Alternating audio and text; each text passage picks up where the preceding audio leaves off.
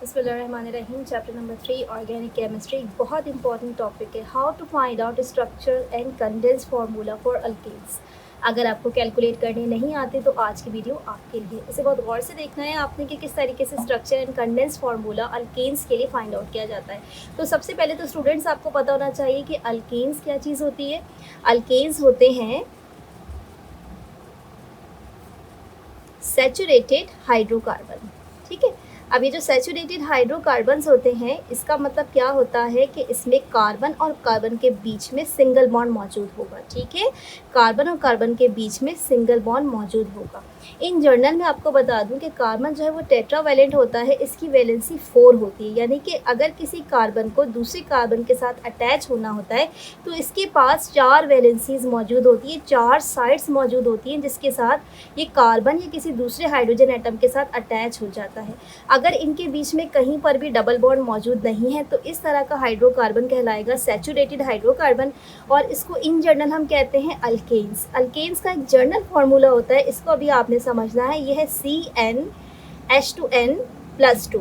अब इसमें n क्या चीज़ है? n होता है any number of carbon atom. For example किसी ने आपसे पूछ लिया कार्बन 2 है तो ये 2 हो गया। अगर किसी ने आपसे पूछा कार्बन नंबर 5 के लिए बता दीजिए तो ये 5 हो गया।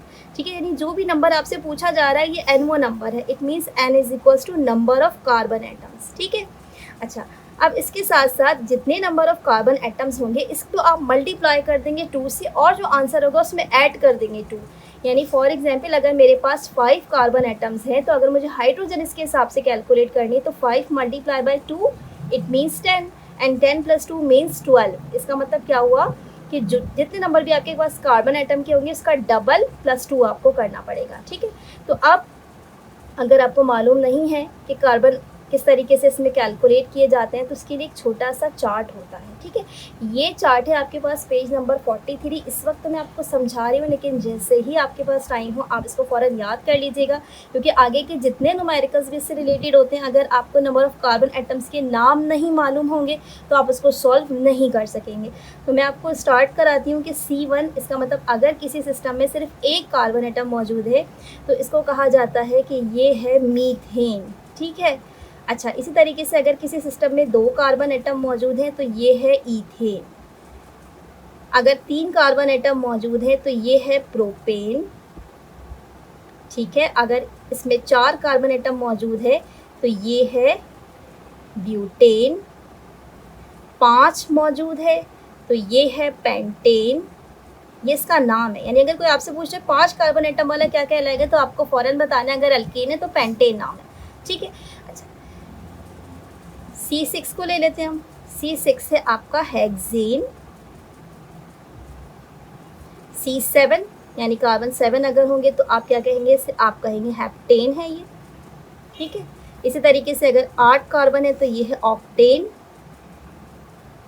9 कार्बन एटम है तो ये है नॉनेन, और अगर 10 कार्बन एटम है तो ये है डीकेन। ठीक है, अच्छा, अगर फ़र्ज़ कर लीजिए इन्हीं के आपको अल्काइल रेडिकल्स बनाने हो तो आप इसका नाम कैसे चेंज करते हैं? मीथेन से मिथाइल, ईथेन से इथाइल, प्रोपेन से प्रोपाइल। ठीक है, इसी तरीके से सबके आखिर में YL लगा दिया जाता है। ठीक है, अच्छा जी, अब आपने क्या करना है, लेट सपोज कोई आपसे कहता है कि स्ट्रक्चरल फार्मूला बता दीजिए और कंडेंस फार्मूला बता दीजिए किसी भी अल्केन के लिए। लेट सपोज किसी ने मुझसे कहा कि आपके पास कार्बन 4 है तो आपने क्या करना है कि इसका स्ट्रक्चर और कंडेंस फार्मूला बता देना है कि क्या होगा, स्ट्रक्चरल फार्मूला क्या होगा इसका और इसका कंडेंस फार्मूला क्या होगा। दोनों बातें मुझे इसमें बतानी है इसकी। ठीक है, तो ये किस तरीके से कैलकुलेट होगा इस वीडियो में आज आपने सीखना है मुझसे। तो लेट सपोज मेरे पास C4 है तो सबसे पहले तो मैंने क्या करना है कि इसका मेन जो फार्मूला होता है जिसको मॉलिक्यूलर फार्मूला कहा जाता है, पहले तो ये मालूम करना पड़ेगा। तो मॉलिक्यूलर फार्मूला मालूम करने के लिए हम कौन सा फार्मूला लगाएंगे? अल्केन का जर्नल फार्मूला CnH2n+2। अब मैं इसमें पुटिंग कर देती हूँ 4 के हिसाब से। ठीक है, C4H क्या हो जाएगा? 2 × 4 और उसके बाद हो जाएगा +2। तो ये अब टोटल कैलकुलेट कर लीजिए, 4 2s are 8, 8 + 2 इट मीन्स 10। इसका मतलब ये तो मेरे पास मॉलिक्यूलर फार्मूला आ गया। किसका फार्मूला आ गया? कार्बन 4 का, और मुझे पता है कि कार्बन 4 का नाम क्या है? ब्यूटेन। तो मैंने यहाँ लिख दिया ये है ब्यूटेन। ठीक है। इसलिए मैंने आपसे कहा था कि अगर हमें नहीं पता कि कार्बन 1 को क्या कहते हैं, 2 को क्या कहते हैं, 3 को क्या कहते हैं, तो हमें कभी भी इसका नाम देना नहीं आएगा। सही। अब ये जो हो गई मॉलिक्यूलर फार्मूला हो गया और नेमिंग हो गई। अब हमसे पूछा जा रहा है स्ट्रक्चर फार्मूला क्या होगा और कंडेंस फार्मूला क्या होगा। तो देखिए ध्यान से देखिएगा, ये है स्ट्रक्चर फार्मूला निकालने का तरीका। आपने करना क्या है कि आपको पता है कि एल्केन है तो कार्बन कार्बन के बीच में सिंगल बॉन्ड होगा। आप सबसे पहले एक सिंगल बॉन्ड लगा देंगे इस तरीके से और 4 कार्बन लगा देंगे। अब मैंने आपको सिखाया था कि एक कार्बन एटम की वैलेंसी कितनी होती है, 4 होती है। ये देखिए 1 2 3 4, इसका मतलब हर कार्बन को 4 साइड्स कंप्लीट चाहिए बैलेंस होने के लिए। तो देखिए अगर यहाँ से ये अटैच है तो इसकी एक वैलेंसी है, दूसरी वैलेंसी ये, तीसरी वैलेंसी ये, चौथी वैलेंसी ये। ठीक है, इसके 4 हो गए। अब इस वाले को देखिए जो सेकंड है, इसकी एक वैलेंसी इधर है, एक वैलेंसी इधर है, इसका मतलब इसके पास सिर्फ 2 स्पेसेस खाली है।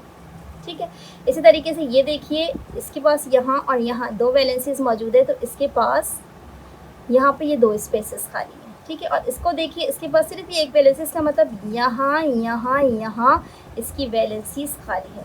तो स्टूडेंट करना ये है आपको कि ये तमाम जगह जहाँ पर इस तरीके से आपने लाइंस बना रखी हैं, ये जगह किसकी है, ये है हाइड्रोजन की। ठीक है, ये लिख लीजिए आप। तो गलती से मैंने लाइन कम छोड़ी थी, मैं इसका हाइड्रोजन यहाँ लिख दे रही हूँ। ठीक है, ये देखिए ये तमाम की तमाम हाइड्रोजन पुट हो गए। अब आपने कैलकुलेट करना है कि क्या वाकई कार्बन 4 है, 1 2 3 4। आपको कैलकुलेट करना है क्या वाकई हाइड्रोजन 10 है। यहाँ से स्टार्ट कर लीजिए 1 2 3 4 5 6 7 8 9 10। तो ये हो गया आपका क्रॉस चेक। इससे आपको पता चल जाएगा फटाफट के कार्बन हो गए 4, हाइड्रोजन हो गए 10। इसका मतलब ये बन गया मेरा स्ट्रक्चरल फार्मूला और ये बिल्कुल सही है। अब सवाल ही पैदा होता है कि स्ट्रक्चर फार्मूला तो इसी तरीके से बनेगा जिसमें बताया जाएगा कि कार्बन एटम की 4 वैलेंसीज के हिसाब से हाइड्रोजन को किस तरीके से पुट अप करना है, और सिंगल बॉन्ड्स ही होगा in between carbon and carbon.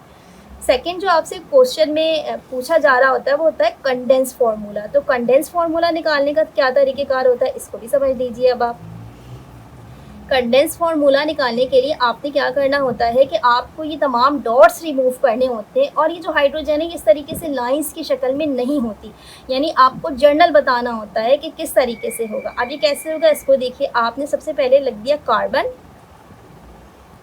कितने थे, 4 थे, क्योंकि इसने हमसे क्वेश्चन में ब्यूटेन के बारे में पूछा था तो मैंने 4 लगा दिए।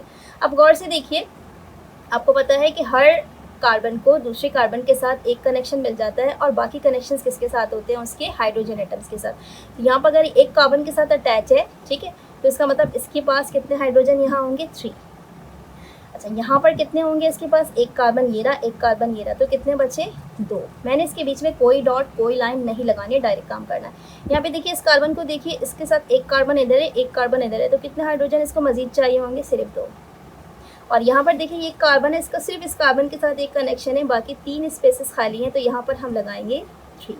तो आप इस फॉर्मूले को देखिएगा, ये क्या है, CH3 CH2 CH2 CH3, यानी ये बिल्कुल कंप्रेस करके एक फार्मूला है जो कि एग्जैक्टली इसका है। तो अगर कोई आपसे कह रहा है स्ट्रक्चरल फार्मूला, इसका मतलब इस तरीके से लाइंस की शक्ल में आपको प्रॉपर बताना पड़ेगा कि किस तरह कार्बन कार्बन के बीच में बॉन्ड है, कार्बन हाइड्रोजन के बीच में बॉन्ड है, टोटल कितने हाइड्रोजन कहाँ कहाँ किस पोजीशन पे लगे हुए, तो वो स्ट्रक्चरल फार्मूला है।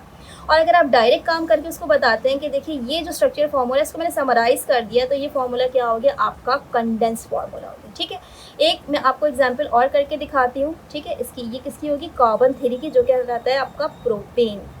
अब फिर से वही बात आ गई कि अगर आपको नाम नहीं याद होंगे ना, तो आपको बिल्कुल नहीं पता होगा कि कार्बन 3 को प्रोपेन कहते हैं, तो फिर आपके लिए निकालना भी मुश्किल हो जाएगा। इसका फॉर्मूला निकाल लीजिए, CnH2n +2।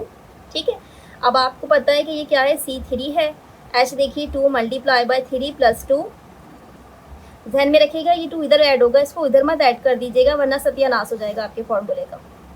ये C3, अब 3 2 6, 6 + 2 कितने हो जाते हैं, 8। तो ये आपका हो गया सिंपल प्रोपेन, और ये हो गया इसका मॉलिक्यूलर फार्मूला, ये निकल गया।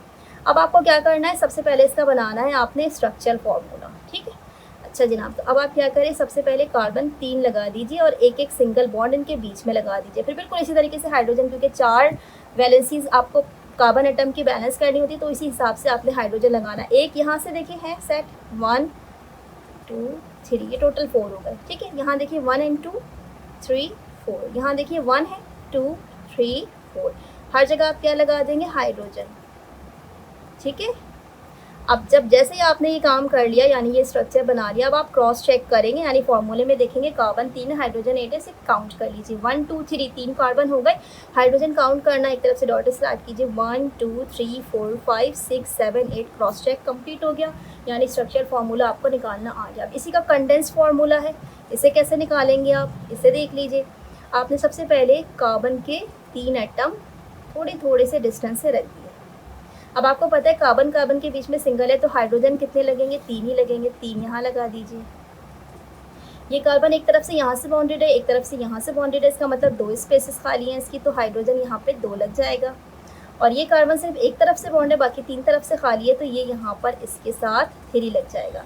तो आपने गौर किया कि ये जो कंडेंस फार्मूला होता है, इसके बीच में ना तो कोई डॉट है ना कोई लाइन है, बल्कि ये डायरेक्ट लिख दिया गया है, यानी इसी को समराइज किया हुआ है। ठीक है, तो इस तरीके से आपने क्या करना है, अपने 2 से 3 एटलीस्ट प्रैक्टिस करनी है। जो कुछ छोटे जो स्ट्रक्चर्स है उसको प्रैक्टिस कर लीजिए, कुछ बड़े स्ट्रक्चर्स को प्रैक्टिस कर लीजिए।